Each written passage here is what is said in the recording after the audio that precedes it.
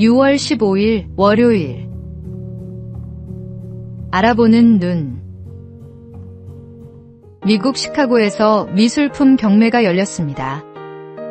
값비싼 작품들이 차례로 팔려나간 뒤 마지막으로 이름 없는 작가의 그림 한 점이 남았습니다.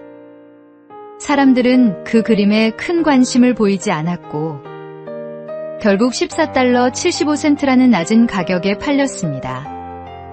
그런데 시간이 지난 후 놀라운 사실이 밝혀졌습니다. 그 그림은 아기 예수께서 애굽으로 피난 가는 장면을 담은 귀한 작품이었으며 오래전 이탈리아에서 사라진 유명한 명화였습니다. 사람들은 그 가치를 알아보지 못했기에 헐값에 넘겼지만 진가가 드러난 뒤에는 훨씬 높은 가치로 평가받게 되었습니다. 아무리 값진 보물이라도 알아보는 눈이 없다면 그 가치를 누릴 수 없습니다. 믿음도 마찬가지입니다. 하나님을 마음에 모시고 살아가는 사람은 세상이 줄 수 없는 가장 귀한 은혜를 받은 사람입니다. 오늘의 말씀. 믿음은 바라는 것들의 실상이요 보이지 않는 것들의 증거니. 오늘의 만나. 세상의 눈에 보잘것없어 보여도 믿음을 품은 삶은 하나님 앞에서 빛납니다.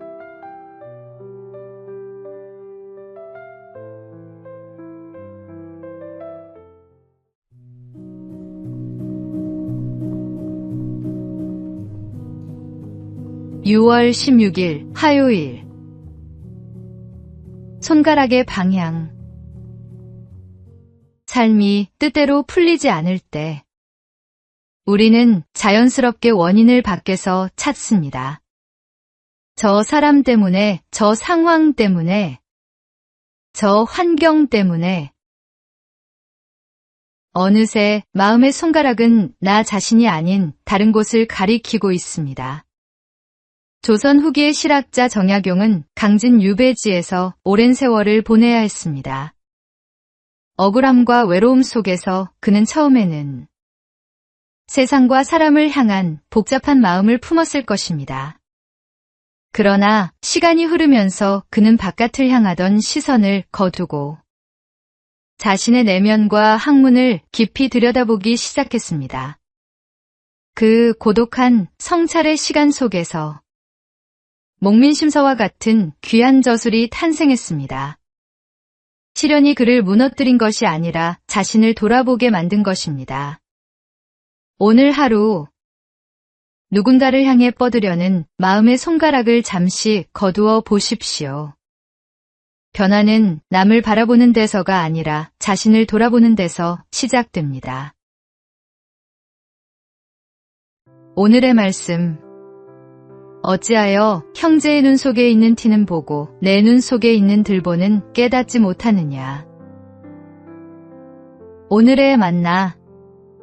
남의 허물은 잘 보이고 내 허물은 잘 보이지 않는 것이 우리의 본성입니다. 오늘은 그 손가락을 거두고 주님 앞에 나 자신을 내어놓는 하루가 되십시오.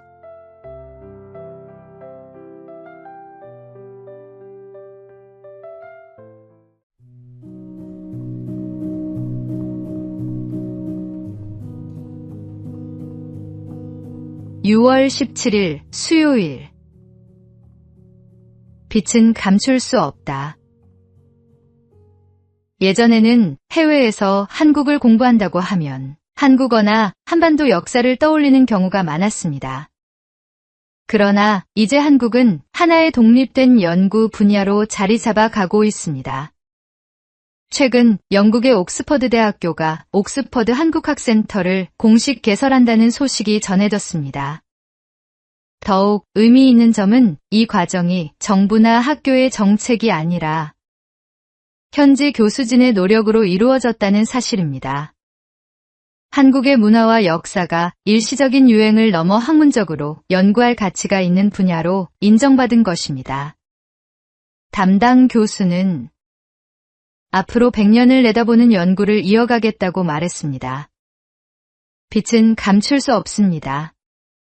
하나님께서 주신 다치와 열매도 마찬가지입니다. 하나님은 그 작은 순종을 통해 풍성한 열매를 맺게 하실 것입니다. 오늘의 말씀. 너희는 세상의 빛이라. 산 위에 있는 동네가 숨겨지지 못할 것이요. 오늘의 만나. 내가 서 있는 이 자리에서 최선을 다해 빛을 발할 때 하나님은 그 빛을 세상 끝까지 이어가십니다.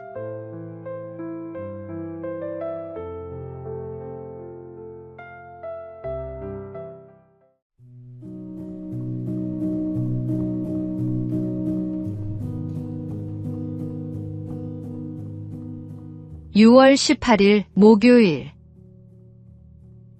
문제 뒤의 사람. 어르신들을 무료 공연으로 모은 뒤 값비싼 물건을 판매하는 떴다방은 오랫동안 사회 문제로 지적되어 왔습니다. 많은 곳에서 단속을 했지만 피해는 쉽게 줄지 않았습니다. 그런데 충북 충주시는 다른 질문을 던졌습니다. 어르신들은 왜 떴다방을 찾을까? 답은 외로움이었습니다. 누군가를 만나고 싶고 함께 시간을 보내고 싶은 마음 때문이었습니다. 그래서 충주시는 마을을 찾아가는 시립 떴다방을 만들었습니다. 공연을 열고 어르신들이 함께 웃고 이야기할 수 있는 자리를 마련한 것입니다. 결과는 놀라웠습니다. 많은 어르신들이 시립 떴다방을 찾으면서 불법 떴다방의 유혹은 자연스럽게 줄어들었습니다. 충주시가 발견한 것은 단순했습니다. 어르신들에게 필요한 것은 단속보다 함께할 사람이었다는 것입니다. 하나님께서도 우리의 필요를 아시고 먼저 찾아오셨습니다. 누군가에게 당신의 관심이 큰 힘이 될 수 있습니다. 오늘의 말씀. 내 이웃을 내 자신같이 사랑하라 하셨으니. 오늘의 만나. 사람의 행동 뒤에 있는 필요를 볼 수 있을 때 비로소 참된 섬김이 시작됩니다.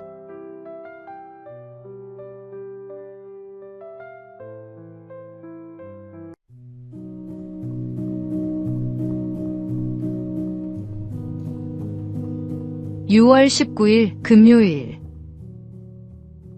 동가식 서가숙. 옛 중국 고사에 동가식 서가숙이라는 말이 있습니다. 한 처녀가 두 총각 사이에서 혼인을 고민하게 되었습니다. 동쪽 마을 총각은 부자였고 서쪽 마을 총각은 인물이 훤했습니다. 어머니가 누구를 선택하겠느냐고 묻자 처녀는 이렇게 대답했습니다. 밥은 동쪽 집에서 먹고 잠은 서쪽 집에서 자고 싶습니다. 좋은 것만 골라 취하고 싶은 마음을 풍자한 이야기입니다. 우리의 신앙도 때로는 이와 비슷합니다.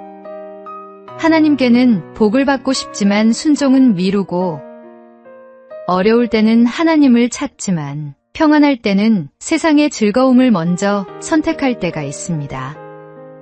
하지만 신앙은 내가 원하는 것만 취하는 삶이 아닙니다. 하나님은 필요할 때만 찾는 분이 아니라 우리의 삶 전체를 맡겨야 할 주님이십니다. 오늘 나는 하나님을 삶의 중심에 모시고 있는지 돌아보십시오.